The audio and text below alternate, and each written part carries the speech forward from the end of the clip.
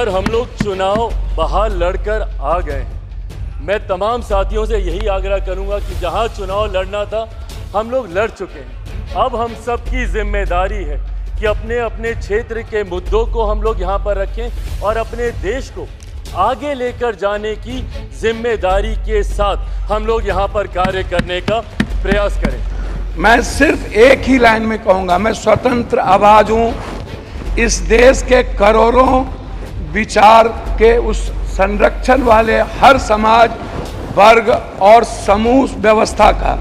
मैं हमेशा अपेक्षा रखूंगा बिहार के साथ साथ संविधान और स्वतंत्र आवाज को आप संरक्षण देंगे।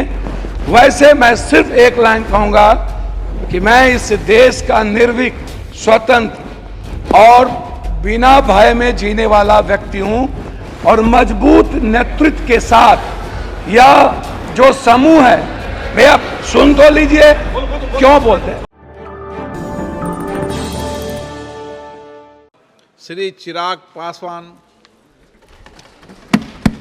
Thank you so much speaker sir. Sir, सबसे पहले I would want to take this opportunity to congratulate you on behalf of my party, Lok Janshakti party Ramvilas. Sir, हम लोगों को बहुत खुशी है आपको पुनः इस चेयर पर देखकर। 18वीं लोकसभा में जिस तरीके से पुनः आपको ये जिम्मेदारी मिली है, हम सबका सर 17वीं लोकसभा का एक अपना अनुभव है।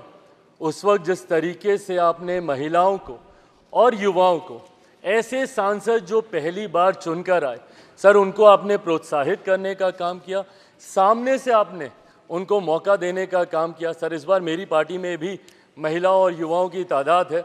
उम्मीद मैं यही रखूंगा कि उनको भी आप उसी तरीके से मौका देंगे।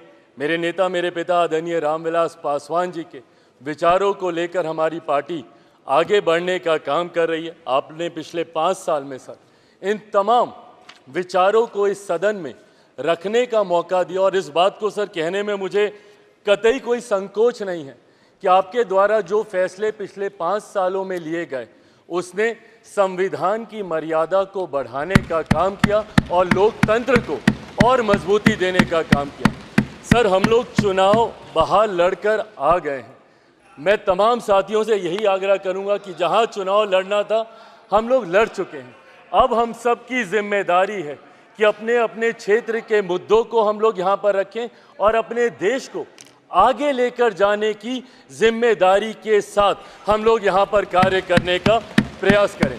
सर, आज सिर्फ आपको बधाई देने के उद्देश्य से हम लोग खड़े हुए हैं, पर हाँ, कई बार जब विपक्ष के द्वारा कई बातें कही जाती हैं, मैं इतना भी मैं ज़रूर आग्रह करूंगा कि जब एक उंगली आप किसी की तरफ उठाते हैं तो बाकी उंगलियां आपकी तरफ उठती हैं।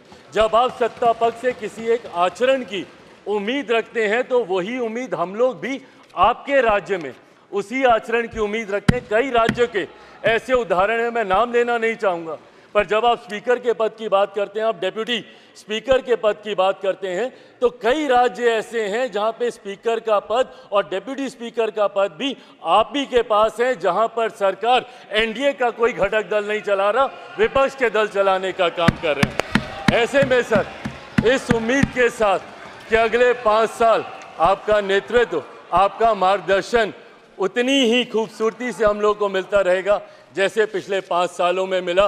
मैं एक बार फिर से अपनी पार्टी की तरफ से, लोक जनशक्ति पार्टी रामविलास की तरफ से आपका पुनः स्वागत करता हूं। पिछले 5 साल के लिए आपको बधाई देता हूं और अगले 5 साल के लिए आपको शुभकामनाएं देता हूं। धन्यवाद सर। राजेश रंजन जी, आप बोलना चाहते हैं? बोलिए। अध्यक्ष जी, हृदय की गहराइयों से बालाशोरी जी प्लीज। अध्यक्ष जी, हृदय की गहराइयों से न्यायाधीश के सर्वोत्तम और सर्वश्रेष्ठ कुर्सी पे आपने जो गौरवपूर्ण और गरिमामयी जो आप आज पुनः दोबारा हम सबके गार्जियन के रूप में देश की स्वाभिमान, सम्मान और अभिमान की, संविधान की स्वतंत्रता को बढ़ाए रखने के लिए जो आप हम सबके बीच दोबारा स्पीकर के रूप में आए हैं, हृदय की गहराइयों से मैं आपको बधाई देता हूं। मैं सिर्फ एक ही लाइन में कहूंगा, मैं स्वतंत्र आवाज हूं इस देश के करोड़ों विचार के उस संरक्षण वाले हर समाज वर्ग और समूह व्यवस्था का मैं हमेशा अपेक्षा रखूंगा। बिहार के साथ साथ संविधान और स्वतंत्र आवाज को आप संरक्षण देंगे।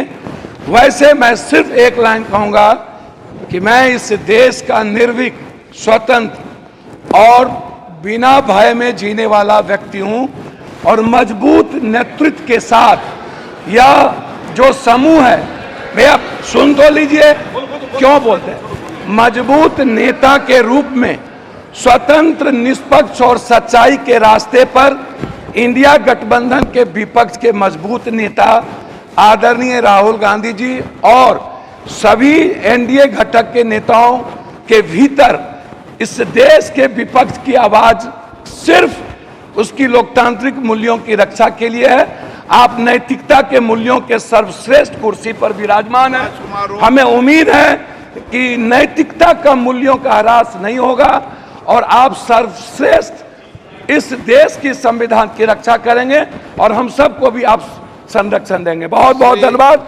नमस्कार।